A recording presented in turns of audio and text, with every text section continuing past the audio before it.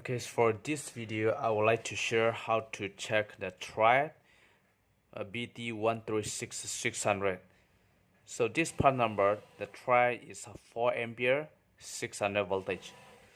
So this triac will handle below 4 ampere and the maximum voltage will be 600 voltage. So the triac is actually the combination of the two diodes. So from the first input, goes through to one diode, and from the output side there will be one diode as well. So in the meter there is the gate. So unless the gate is open for terminal 1 to terminal 2, then the current will not go through from terminal 1 to terminal 2. So this gate is controlled. So once the gate is applied, the gate is opened, then the current will go through from terminal 1 to terminal 2. So this video is we're going to focus that how we can check either this triac is either good or bad. So triac is basically they use for AC appliance, and just like a AC motor control or AC light dimmer, and those with the AC appliance mostly they use the triac.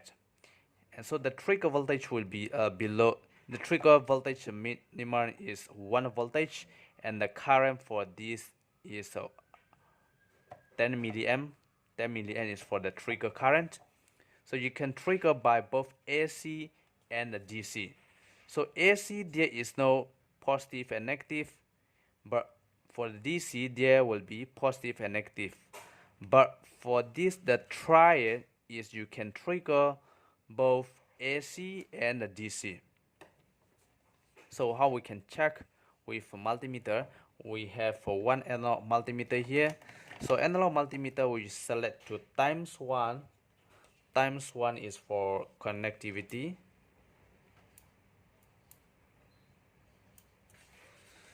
So pin number 1, main terminal 1 to main terminal 2, it should not be connected because of the diode is already blocked. So the good condition of the triac here, terminal 1 to terminal 2, no connection. Even though you reverse the leak, no connection.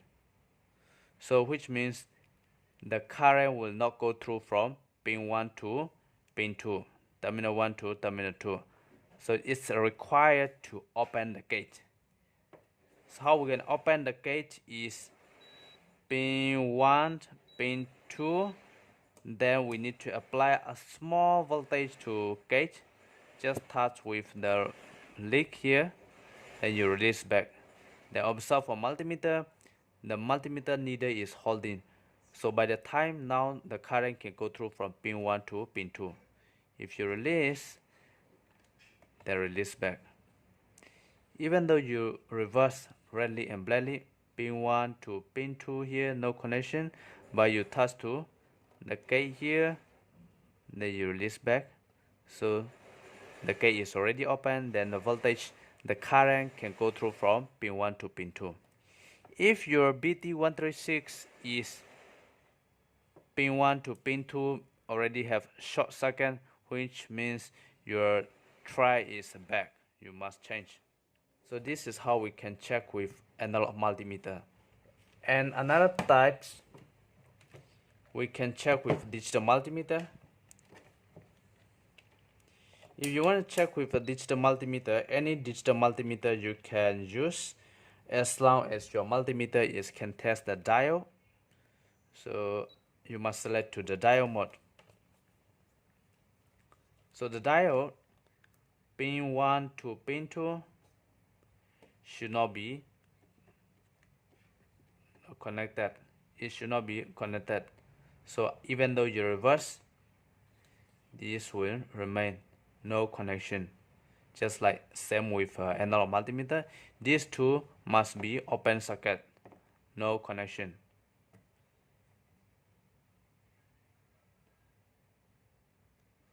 So you won't see any diode voltage drop. So but terminal 1 to the gate should have diode voltage drop. So terminal 1 to the gate, pin 1 to pin number 3 here, pin 1 to pin number 3 here should have diode voltage drop. If you reverse the lead also, it must have diode voltage drop. So main terminal 1 to the gate must have diode voltage drop. You reverse the lead, also must be diode voltage drop. And main terminal 2 to the gate should not be diode voltage drop.